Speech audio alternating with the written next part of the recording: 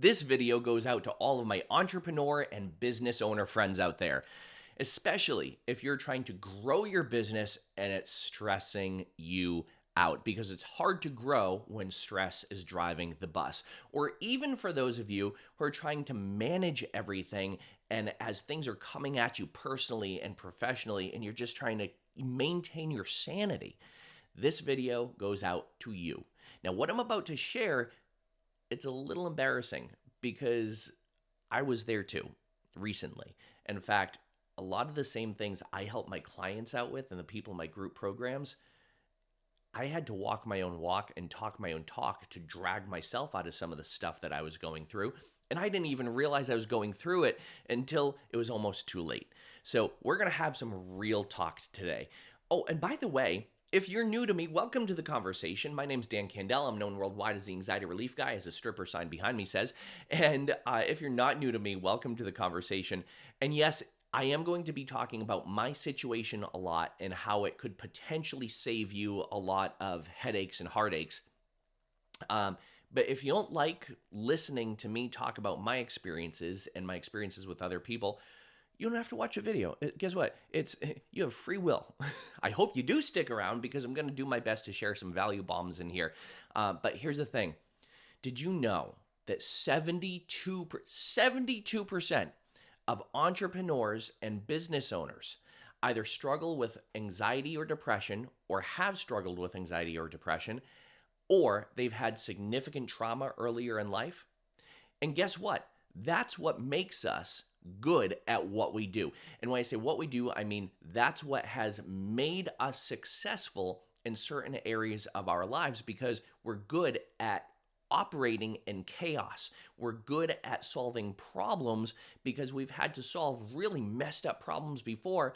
But there comes a point in our lives and there comes a point in our business where those what were solutions don't work anymore. And now we feel like we're fucked in the head. And that's exactly what happened to me.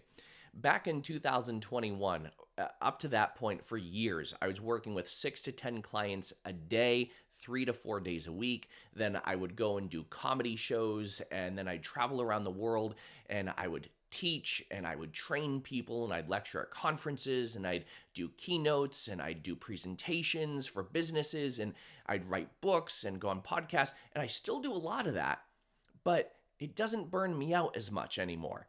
Back then, it really did. But then, in 2021, my business went through a shift because of something that I was going through personally. And this is going to resonate with many of you. What happened in 2021 was my dad, he was diagnosed with stage 4 lung cancer. And my dad was my best friend. And I knew I couldn't take care of him and be there for him and be present with him if I was still operating my business the way I was running my business. I was like this crazy hamster on crack on a hamster wheel, just all the time. Ooh. It's exhausting just thinking about it. And I remember I had a conversation with my dad. I said, hey, I'm going to switch my business around a little bit. And instead of working with so many people individually, I'm going to put a lot of the people into my group programs. And then I'm going to create online programs so people can buy my programs online and also make them available to more people. And that's what I did. And I went from working like what seemed like nonstop, like 14, 15 hours a day sometimes, and constantly thinking and worrying about my business and like making sure it was going to stay up, and to only working about 4 to 5 hours a week, but I was making about 4 or 5 times more in income than I was when I was working like 12, 13, 14-hour days. That allowed me to really be present with my dad, and especially towards the end of his life. And even after he passed, things kept the momentum going. And after my dad passed, I made a commitment that I was going to continue growing my business. And not just for me, but also for his legacy, because he wanted nothing more than just to see me grow. And he was like my biggest fan. So business was doing really, really well. So I had made the decision to invest tens of thousands of dollars into various programs that could teach you how to go from being a solopreneur or working on your own business and doing everything yourself and maybe having like a small team. And I had a team of about 4 people, like virtual assistants and a marketing team and stuff like that. So I had a team of people. But these programs I invested in taught you how to essentially like level up 10 times more. And when I jumped in, I was like, oh, holy shit, I wasn't ready for this.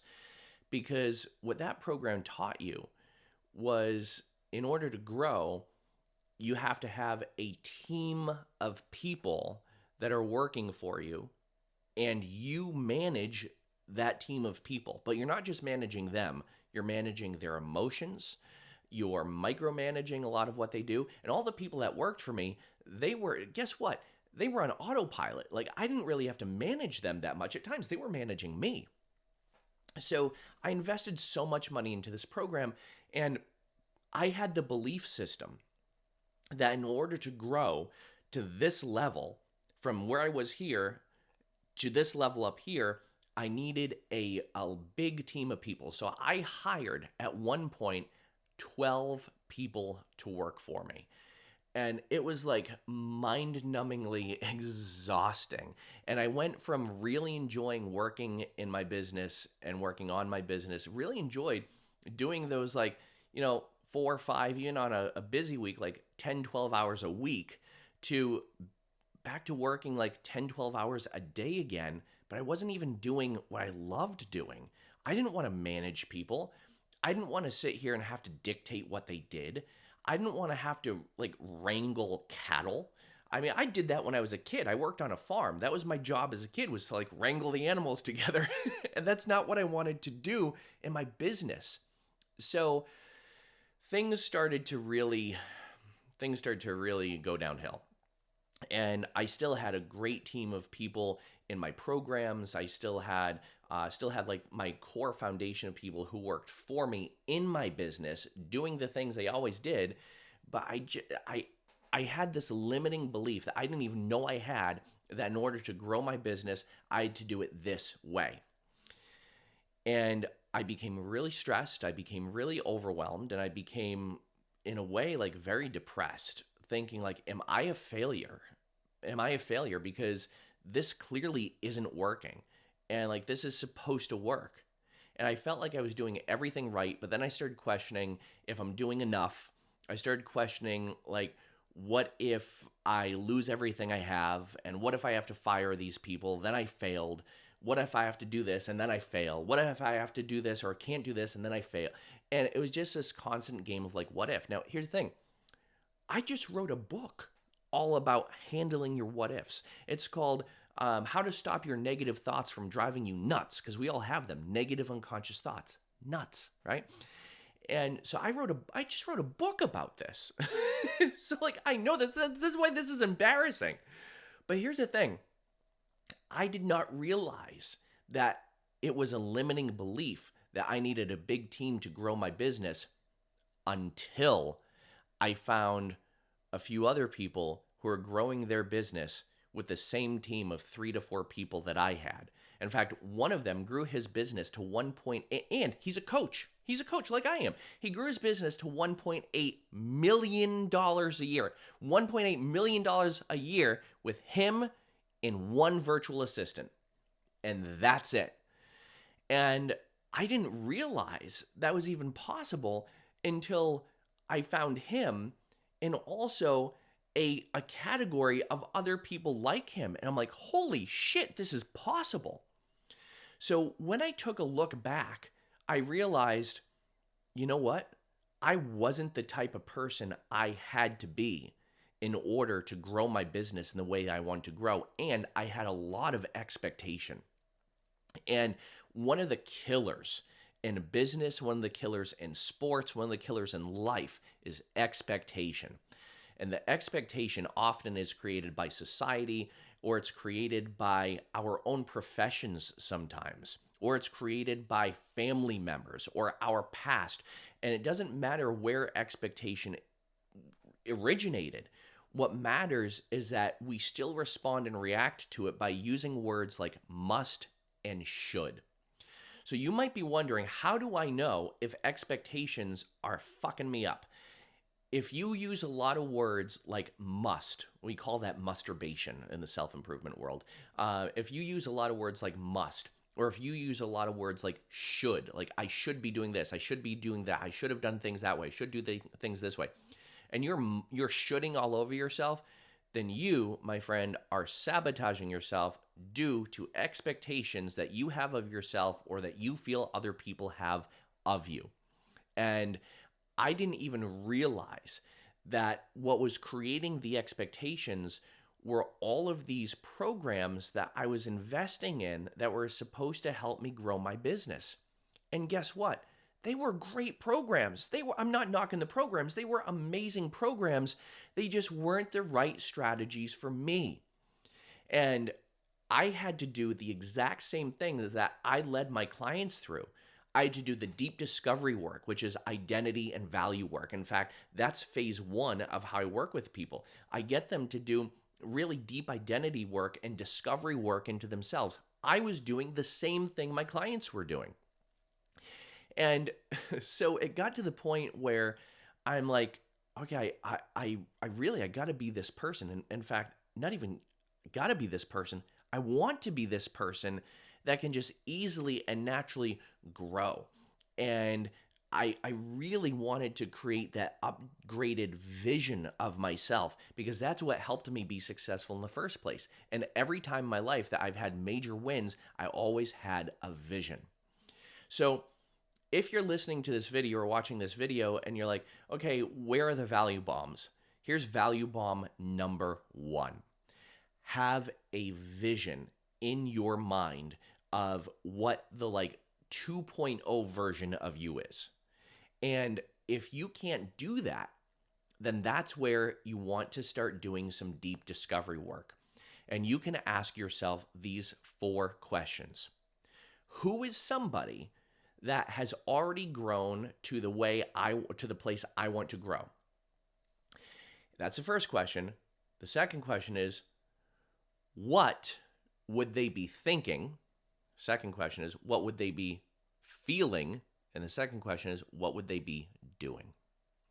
So those 4 questions, who, thinking, feeling, doing, those 4 questions can help you create a really solid vision of what you yourself want to be doing. So when you become aware of who a person is or who somebody is that would be solving the problems that you want to solve, that would be growing the way you want to grow, and you become aware of what they'd be thinking, feeling, and doing, you can apply that onto yourself. And part of what I had to do in order to be the person I needed to be was to cut out a lot of the baloney that I brought into my life. And so, for example, when I hired all of these team members, I had now the unfortunate task of firing all of those team members. And a lot of these people became really close to me. But I'm like, you know what? It's just not congruent with me right now or how I want to grow my business. It's not to say it won't be in the future, but right now it's not congruent with me and how I want to grow my business. So that is one of the value bombs I want you to take away from this. Have a vision. And number 2, stop the expectations and the musts and the shoulds and the have tos. Take all that shit and just push it all the way over there so you are an open vessel ready to receive. Now, I know that statement sounds a little woo-woo, but that's what you want to be so you feel like you are congruent and like you really get to do this. So here's where I'm growing to. I actually cut out so much stuff in my life where I'm even downgrading my personal practice, where again, I was going back to seeing 5-6 people a day. I'm even downgrading that, and I'm leveling up my group program, and I've made it not just a community, but a collective. And now my main focus is growing that collective and also growing in that collective. So making the collective even better. So growing the collective and making it even better. And I just so happen to call it the Unfuck Your Mind Collective. unfuck your mind, uplift your life, and embrace your inner badass. And that resonates with me so much. And you know what? It doesn't resonate with everyone. That's okay. So here's like the main value of all of this. Most entrepreneurs, most business owners, when life gets tough, business gets tough. When business gets tough, life gets tough. Again, that's all based on expectation, identity, and values and belief system. And that shit will sabotage you. It will sabotage your relationships. It will sabotage your performance in your business. It will sabotage your happiness. And that's where we run at risk of going into a really deep, dark place. What do people usually do in times like that?